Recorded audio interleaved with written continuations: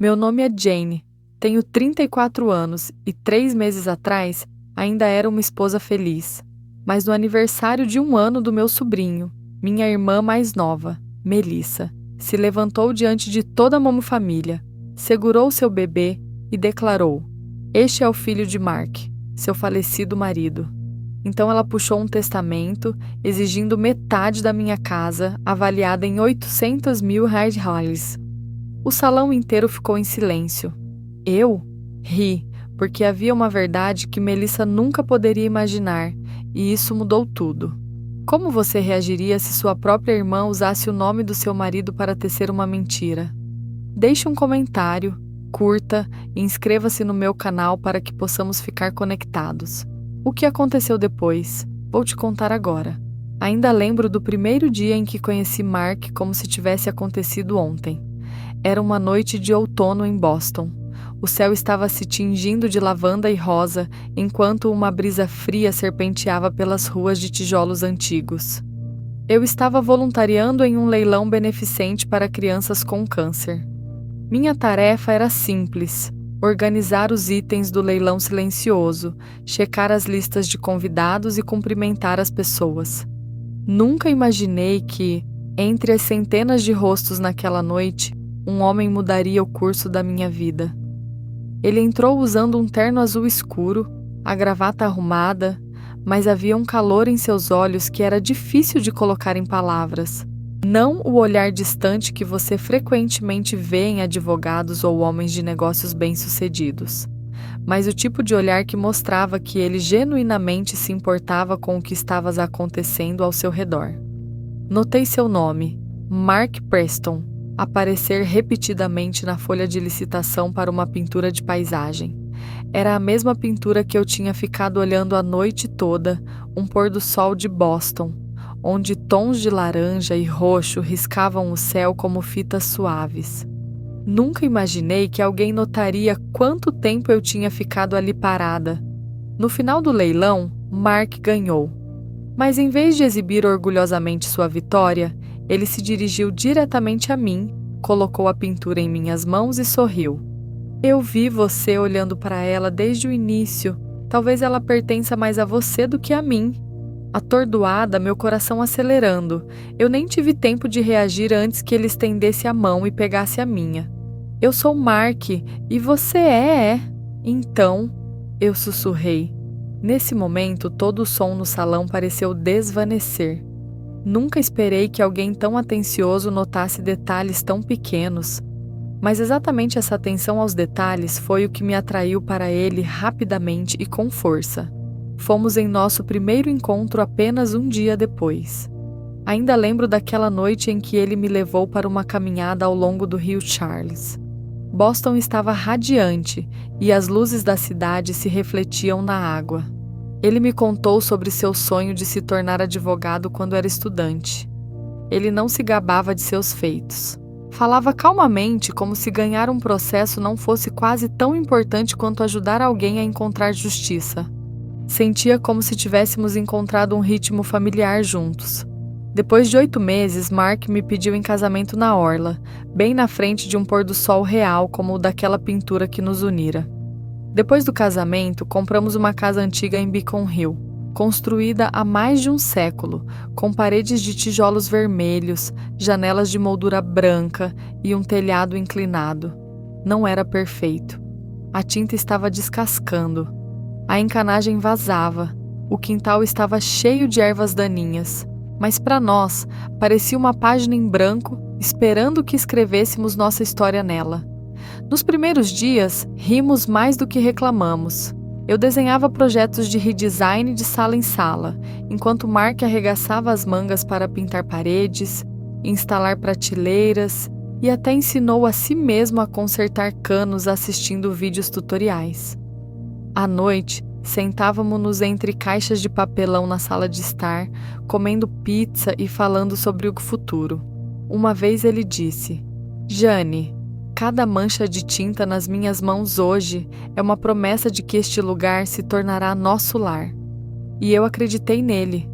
Mas toda felicidade tem seus espaços vazios. Para nós, era o fato de não podermos ter um filho. Nos primeiros anos tentamos tudo: sincronização, medicina, esperança, seguida de decepção. Cada ciclo falhado era como um pequeno corte, não fatal, mas desgastando lentamente o coração. Então vieram as rodadas de FIV. Quem não passou por isso não pode realmente entender o que é quando seu corpo se torna um cronograma de agulhas, injeções hormonais e ultrassonografias constantes. Lembro da última rodada quando o médico ligou para nos dizer que tinha falhado. Dirigimos para casa em silêncio. Eu encostei a cabeça contra a janela enquanto Mark segurava minha mão no câmbio. Nenhum de nós disse uma palavra, mas ambos sabíamos que aquela estrada tinha chegado ao fim. Naquela noite, no balanço de madeira no nosso alpendre, Mark me puxou para perto e disse: Jane, eu sei que sonhávamos com uma casa cheia de risadas de crianças, mas se esse sonho nunca se concretizar, ainda temos a coisa mais preciosa, você e eu. Enquanto eu tiver você, tenho o suficiente. Lágrimas escorreram pelo meu rosto porque eu sabia que era amada da maneira mais profunda possível. Pouco depois, Mark fez uma cirurgia para varicose. O médico aconselhou a fazer uma vasectomia para prevenir complicações a longo prazo. Lembro dele segurando minha mão fora da sala de operação. Eu sei que isso significa que nunca teremos filhos biológicos. Você se arrepende? Não, Mark. Eu não preciso de mais ninguém além de você. Concordamos em manter isso em segredo, não por vergonha, mas porque estávamos cansados dos sussurros constantes e da pergunta repetitiva: quando vocês vão ter filhos? Era nossa privacidade, um pequeno segredo que protegia nossa frágil felicidade. Em vez de ficar triste, enchemos nossas vidas com outras coisas. Viajamos de ruas de paralelepípedo europeias a pequenas cidades da Nova Inglaterra. Crescemos nossas carreiras juntos. Mark se tornou sócio em um escritório de advocacia e eu abri minha própria empresa de design de interiores. Nossa casa em Beacon Hill se tornou um show de amor e trabalho duro. Cada parede e cada decoração carregava traços de nossas mãos. Havia noites em que eu ainda estava desenhando projetos para clientes até tarde da noite e Mark entrava com 2 copos de café. Ele colocava uma mão no meu ombro e dizia: não se esqueça de que construímos essa casa para viver nela, não para transformá-la em um escritório noturno. Ele sempre era o que me lembrava de ficar equilibrada para que eu não trabalhasse tanto a ponto de esquecer de viver. Em troca, eu era a que o incentivava a descansar entre casos estressantes, convencendo-o a sentar no quintal e ler em vez de se enterrar em documentos. Eu costumava pensar que talvez não tivéssemos filhos, mas tínhamos descoberto como viver uma vida plena. Uma vida com 2 pessoas, uma casa, um amor grande o suficiente para compensar tudo o que não tínhamos. Tenho uma irmã mais nova, Melissa, 4 anos mais jovem do que eu. Para os outros poderíamos parecer 2 irmãs comuns, criadas em uma família de classe média nos subúrbios de Boston, frequentaram escolas públicas e passavam os domingos jantando juntos. Mas a verdade era muito diferente. Desde a infância, Melissa sempre foi a princesinha aos olhos dos nossos pais. Ela era estonteantemente bela, mesmo como adolescente. Cabelos loiros bunçantes, um sorriso radiante, olhos azuis que sabiam como atrair atenção. Enquanto eu me enterrava em livros e cadernos de esboços, Melissa sempre soube como se tornar o centro de cada reunião. No momento em que ela entrava em uma sala, todos os olhares se voltavam para ela, e meus pais suspiravam e diziam: Melissa é tão encantadora. Jane, você precisa ser mais extrovertida. Eu nunca culpei meus pais, mas sabia que aquelas comparações plantavam algo mais em Melissa.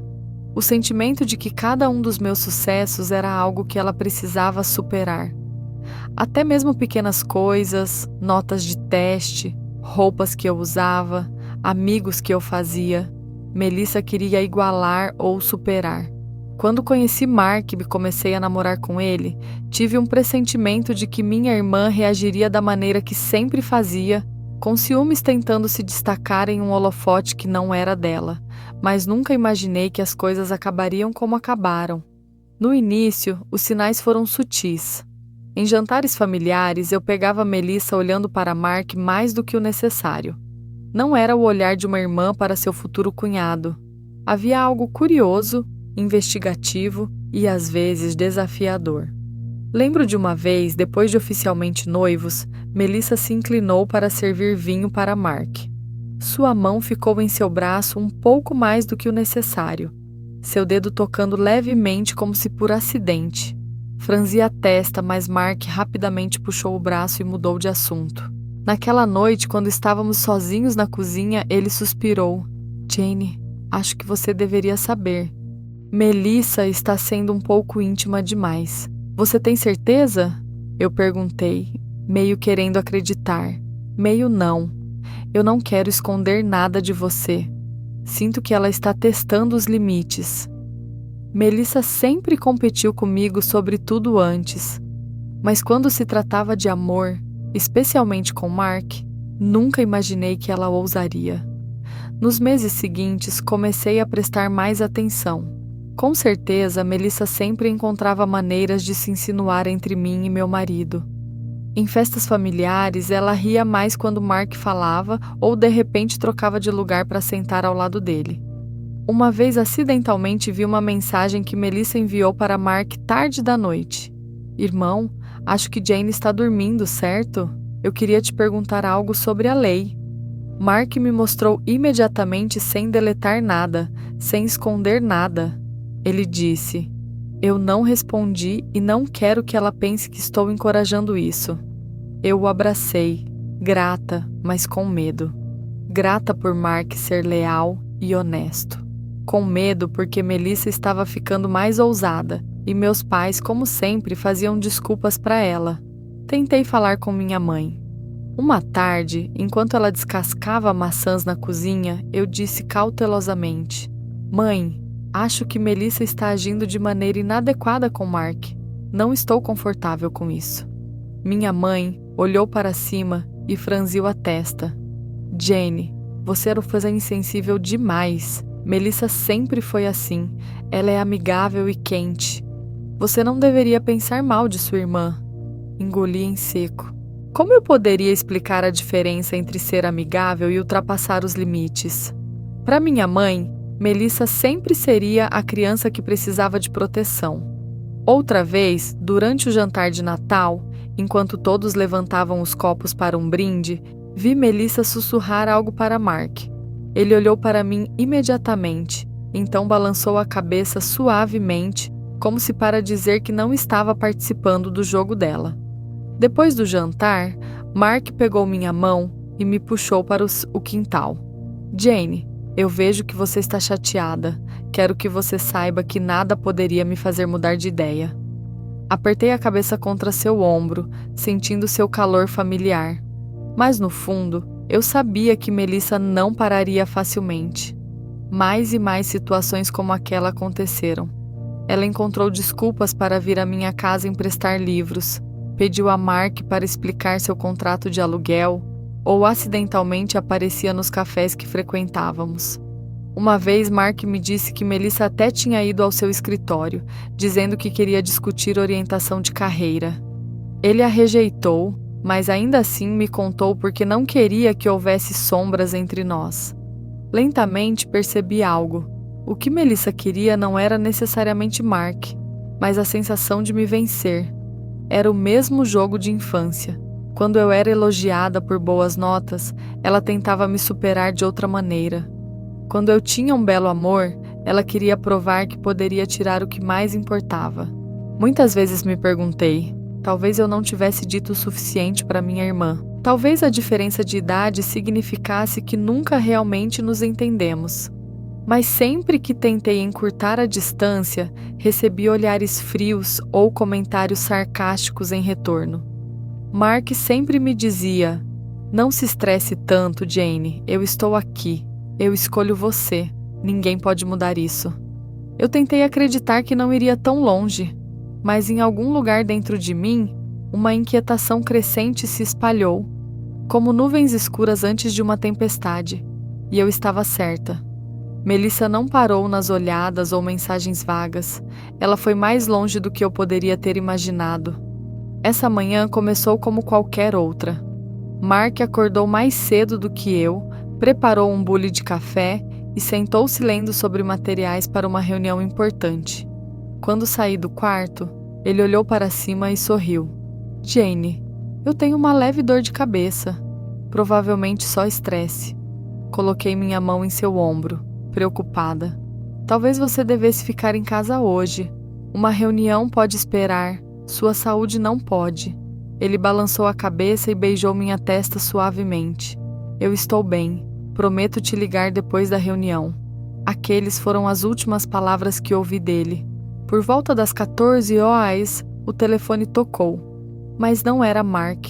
Era uma voz estranha de uma mulher do hospital. Senhora Preston, seu marido foi trazido devido a um aneurisma cerebral rompido. Ele não resistiu. O mundo desmoronou ao meu redor. Eu caí no chão, as mãos tremendo ao redor do telefone. Todos os sons desapareceram. Havia apenas meu coração acelerado e um vazio sem fundo se abrindo à minha frente. O funeral aconteceu em uma manhã chuvosa. A antiga igreja em Beacon Hill estava cheia de flores brancas e o som sombrio de um órgão. Eu fiquei ao lado do caixão, sentindo como se estivesse presa em um sonho borrado. Muitas pessoas vieram, colegas de Mark, nossos amigos, até vizinhos que mal conhecíamos. Todos choraram, dizendo que Mark era um homem bom, um tipo raro de marido. Mas Melissa, ela chegou tarde, vestida com um vestido preto muito curto para tal ocasião lúgubre. Ela passou por mim tão rapidamente que nem tive tempo de pegar sua mão. Em vez de me abraçar ou oferecer conforto, ela simplesmente sussurrou: Desculpe, sis, Lucas tem febre, então não posso ficar muito tempo. E ela se foi antes mesmo do fim da cerimônia, me deixando com uma confusão que não conseguia definir. No momento mais doloroso da minha vida, eu não senti a presença da minha própria irmã. Nos dias seguintes, eu vivi como um fantasma. Cada manhã, eu ainda me virava para o lado da cama de Mark, esperando vê-lo lá, apenas para encontrar um travesseiro frio. Eu andava por cada cômodo que ele havia tocado, cada item que ele uma vez consertou, afogada em tristeza. Uma semana depois, minha mãe ligou para me lembrar de ir ao primeiro aniversário de Lucas. Eu queria recusar. A ideia de música, risadas de crianças, fazia meu peito se apertar. Mas minha mãe insistiu. Você tem que estar lá, Jane. Mark sempre disse que a família era o mais importante. Ele teria querido que você fosse. Então eu vesti um vestido preto simples, escondi as olheiras com um toque de maquiagem e dirigi-me à pequena casa alugada de Melissa. Eu trouxe um presente cuidadosamente embralhado que eu havia comprado antes de Mark morrer. Um conjunto de blocos de madeira. No momento em que entrei, eu senti algo estranho. Desconhecidos olhavam e ficavam em silêncio quando eu passava. Meus pais estavam no canto, rostos tensos. Eu pensei que eles estavam preocupados comigo. Mas não, eles sabiam que uma tempestade estava chegando. Melissa saiu segurando Lucas. O bebê estava vestido com roupas novas, seu cabelo cuidadosamente cacheado, olhos brilhantes como se fosse prestes a se apresentar. Ela bateu uma colher contra um copo, sinalizando para o silêncio. Obrigada, a todos por virem celebrar o aniversário de Lucas, ela disse dramaticamente. Hoje eu tenho uma verdade que preciso compartilhar. Meu coração se apertou, o instinto me dizendo que algo terrível estava vindo. Melissa alisou o cabelo, olhou diretamente para mim e anunciou: Lucas não é filho de Tyler. Ele é de Mark, seu falecido marido. O quintal inteiro ficou em silêncio. Eu ouvi respirações agudas, suspiros de choque. Meu pai congelou e minha mãe olhou para baixo, evitando meu olhar. Eu fiquei enraizada, ouvidos zumbindo, como se as palavras não pudessem possivelmente ser verdadeiras. Mas Melissa continuou. Ela puxou um documento dobrado de sua bolsa e o levantou. Este é o testamento que Mark escreveu antes de morrer. Ele queria que seu filho fosse cuidado, então ele deixou metade da sua casa, avaliada em $800.000, para Lucas. Todos olharam para mim, alguns com pena, outros com curiosidade. Mas para todos os surpresas, eu não chorei, nem gritei. Eu apertei os lábios e queria rir. Era ridículo, descarado, porque apenas Mark e eu sabíamos a verdade. Ele havia feito uma cirurgia 2 anos antes, tornando impossível para ele ter filhos. Ainda assim, minha irmã escolheu esse dia, depois de eu perder meu marido, para encenar essa mentira dramática. Posso ver esse testamento, Melissa? Ela hesitou, então me entregou o documento. Eu olhei para ele. Imediatamente reconheci que a caligrafia estava errada. O estilo legal não era de Mark. A falsificação era óbvia. Eu dobrei o papel de volta, devolvi-o e disse suavemente: "Obrigada." O público murmurou. Melissa franziu a testa. "Você não vai negar isso. Este é o aniversário de Lucas. Vamos falar a sós." Eu virei as costas e me afastei, deixando para trás um turbilhão de sussurros. Mas dentro de mim, eu sabia uma coisa. A verdadeira batalha estava apenas começando. Eu dirigi-me para longe da festa de aniversário de Lucas, sentindo-me dilacerada entre fúria e amarga diversão. Assistir a minha própria irmã audaciosamente declarar seu filho como filho de Mark. Na minha frente, nossos pais e dezenas de conhecidos sentados como uma vergonhosamente desajeitada peça teatral. Mas o que me fez rir através da dor foi a descarada audácia de Melissa, não percebendo que sua mentira era biologicamente impossível. Essa noite, eu sentei sozinha na sala de estar, a luz amarela quente caindo sobre as paredes que pintamos juntas.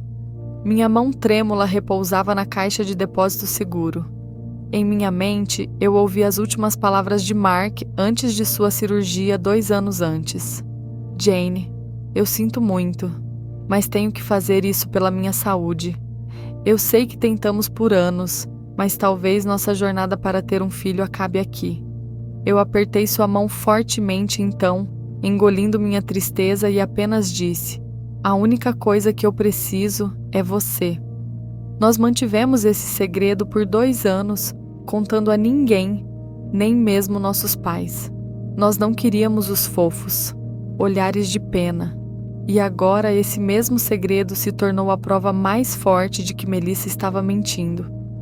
No dia seguinte, eu fui ao banco onde Mark e eu guardávamos nossa caixa de depósito seguro. O gerente do banco, um homem de cabelos prateados que conhecia Mark, apertou minha mão e falou com profunda tristeza: "Jane, eu estou devastado por ouvir sobre Mark. Ele era um cliente maravilhoso e um homem bom." Eu mal consegui falar. Ele me levou a um cômodo particular e me entregou uma caixa de metal preta. Eu sentei, coração acelerado, e a abri. Lá dentro estava um tesouro, não de dinheiro, mas de proteção que Mark silenciosamente preparou para mim. Primeiro estava o testamento oficial, notariado, assinado por advogado Richard Hale, amigo próximo de Mark. Ele claramente declarou: "Todos os ativos, incluindo a casa em Beacon Hill, minha empresa de design e todas as contas bancárias conjuntas foram deixadas para mim." Não havia uma única linha mencionando Lucas ou qualquer suposto filho ilegítimo, como Melissa alegava. Em seguida, vi um arquivo médico arrumado. Meus olhos arderam enquanto li a linha fria. Paciente Mark Preston. Procedimento: vasectomia bilateral. Data: 2 anos antes de Lucas nascer. Anexados estavam os resultados do exame pós-cirúrgico confirmando que ele não poderia mais ter filhos. Eu agarrei os papéis, magoada, mas aliviada. Aqueles secos documentos hospitalares eram provas incontestáveis de que a história de Melissa era uma farsa barata. Em seguida, eu encontrei um caderno de couro marrom. Assim que o abri, eu reconheci a caligrafia de Mark. Ele registrou cada vez que Melissa ultrapassou o limite, datas, locais, os comentários ambíguos que ela fez. Por exemplo, 12 de maio, Melissa enviou uma mensagem às 11 da noite perguntando se eu estava sozinha. Mensagem excluída, mas eu contei a Jane. Ou em 3 de agosto, Melissa apareceu no escritório sem aviso. Pediu para almoçar. Eu recusei. Contei a Jane assim que cheguei em casa. Lendo aquelas anotações, eu senti tanto coração partido quanto orgulhosa. Corações partidos que Mark teve que suportar de minha irmã. Orgulhosa porque ele escolheu a honestidade, nunca escondendo nada de mim. E até documentou, quase como se soubesse que esse dia poderia chegar. Por fim, no fundo da caixa estava um envelope de creme, com sua familiar letra forte para Jane. Abra apenas quando necessário. Minhas mãos tremiam enquanto eu abria. Lá dentro estava uma carta. Minha querida Jane, se você está lendo isso, então o pior já aconteceu. Eu não estou mais aqui ao seu lado, mas tentei preparar tudo para protegê-la, mesmo que eu não esteja mais aqui. Eu sei que Melissa, com sua natureza, pode tentar te machucar. Eu não sei como, mas eu acredito que você precisará dessas provas para se proteger. Lembre-se, você não está lutando sozinha. Eu estou em cada documento, cada memória, cada tijolo da nossa casa. Não deixe que qualquer um tire o que construímos juntos. Eu te amo, Jane, além do tempo e além de todos os limites. Mesmo na morte, Mark ainda estava me protegendo como sempre fez em vida. Aquela noite eu não me mexi por o que pareceu uma eternidade. O silêncio ao meu redor ecoou tudo que eu não pude dizer em voz alta. A carta repousando em meu colo. Parte de mim doía ao saber que Mark sentiu a necessidade de se preparar para o pior. Mas outra parte de mim estava profundamente grata, pois ele havia visto mais longe do que eu jamais imaginei, deixando minha armadura contra as facas lançadas por minha própria família. Eu cuidadosamente reuni todos os documentos em uma pasta separada. Eu sabia então que eu não estava enfrentando uma mentira, mas um esquema deliberado. E para expor isso, eu precisava ficar calma e absolutamente certa. Com a primeira luz do amanhecer se derramando pela sala de estar, eu sussurrava para o espaço vazio. Mark, não se preocupe. Eu vou proteger seu legado e tudo o que construímos. Minha dor ainda estava lá, mas ao lado disso crescia uma determinação feroz. Eu não poderia deixar Melissa usar minha dor como alavanca. Eu não poderia deixar Mark's memória ser manchar por mentiras. E, acima de tudo, eu não poderia deixar um inocente como Lucas crescer dentro de tal uma mentira tóxica. Eu sabia que eu não poderia segurar todas as evidências de Mark sozinha. Eu precisava de alguém que pudesse transformar o que eu tinha em uma verdade legal. A primeira pessoa que me veio à mente foi Richard Hale, um advogado experiente e melhor amigo de Mark desde o início de sua carreira. Eu organizei um encontro em seu pequeno escritório no centro de Boston, o mesmo salão de paredes de madeira escura, prateleiras cheias de arquivos, diplomas de direito antigos na parede. Quando entrei, Richard tirou os óculos e disse com uma voz pesada: "Jane, estou devastado. Mark era um dos advogados mais honestos e afiados que já conheci. Richard Mark preparou muito antes de morrer. Ele temia que minha irmã fizesse algo, e ela fez. Eu espalhei todos os documentos na mesa dele. O verdadeiro testamento notariado, o registro médico de vasectomia, o caderno com detalhes e a carta de Mark. Richard leu cada página em silêncio, as sobrancelhas franzidas. Esses são provas incontestáveis, ele disse lentamente. Mas eu temo que Melissa não vá parar. Alguém que forja um testamento é certamente planejando mais do que apenas isso. We need the whole picture, not just what's on the surface. Ele ligou para alguém ali mesmo. Frank Delaney, um detetive aposentado virado investigador particular. Frank ajudou-me em casos sensíveis, Richard explicou. Confie em mim, Jane. Ele vai desvendar o que Melissa está escondendo. 2 dias depois, eu me encontrei com Frank em Richard's office. Frank era um homem robusto, na casa dos 50 anos, com uma voz firme e grave. Ele colocou um caderno de couro gasto ao lado de sua xícara de café e me olhou nos olhos. Sra. Preston, eu preciso de cada detalhe da sua relação com Melissa, até suas finanças, vida pessoal, tudo. Eu contei tudo sem deixar nada de fora. Frank anotava, balançando a cabeça, ocasionalmente fazendo perguntas diretas. Quando foi a última vez que ela e Mark estiveram sozinhos em qualquer lugar? Onde está Tyler, o suposto pai, agora? Qualquer amigo próximo de Melissa que devemos investigar? Quando mencionei Jenna, a amiga de Melissa que abriu a porta no aniversário de Lucas, Frank's eyes iluminaram-se. Eu vou investigar isso. Em casos de fraude, sempre há pelo menos um cúmplice escondido nas sombras. Uma semana depois, nós nos encontramos novamente em Richard's office. Na mesa estava uma pasta grossa que Frank havia compilado. Ele foi direto ao ponto. Sra. Preston, a situação de Melissa é pior do que você pensou. Ela está afogada em dívidas. Mais de 70 mil reais espalhados em cartões de crédito, empréstimos pessoais, até contas médicas para Lucas. Frank deslizou um monte de papéis na minha direção. O bebê teve cirurgia cardíaca após o nascimento. Os custos foram muito além do que o seguro cobria. Minhas mãos se fecharam. Mesmo que eu estivesse furiosa com Melissa, meu coração ainda doía por Lucas. Não apenas por ele ser inocente, mas também por ser um menino que não escolheu seus pais ou essa confusão. Após o jantar, a tensão na casa era tão espessa que cada tilintar de talher parecia um corte.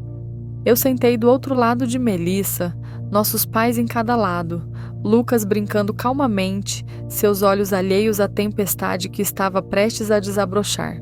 É hora, Melissa. Ela tremeu, esmagando um guardanapo em suas mãos. Eu vi o desespero piscar em seu rosto antes que ela respirasse fundo e falasse. Eu inventei tudo. Sobre Mark, sobre tudo.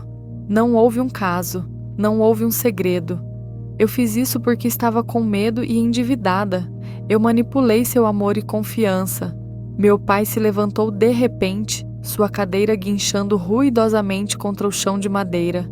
Seu rosto ficou vermelho, seus olhos ardendo. Toda a minha vida eu acreditei em você, Melissa. Eu defendi você de cada sussurro, e você usou essa confiança para destruir sua própria irmã.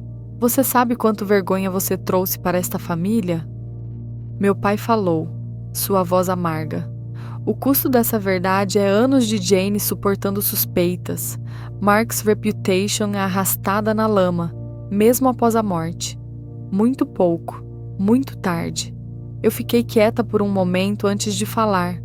Não preciso que ninguém me defenda, mas eu preciso de limites claros. Eu vou cuidar de Lucas e vou garantir que ele tenha uma vida pacífica. Mas eu não vou deixar Melissa me arrastar para mais esquisitices. De agora em diante, Irmandade só existe se você escolher mudar. Melissa desmoronou chorando. Tudo que eu tinha feito, ela disse entre soluços. Eu não tinha o direito de fazer isso. Eu deveria ter conhecido que você estava infeliz, que você estava tentando ter um filho. Eu deveria ter respeitado isso. Eu não tenho desculpas. Ela olhou para mim, olhos vermelhos e inchados.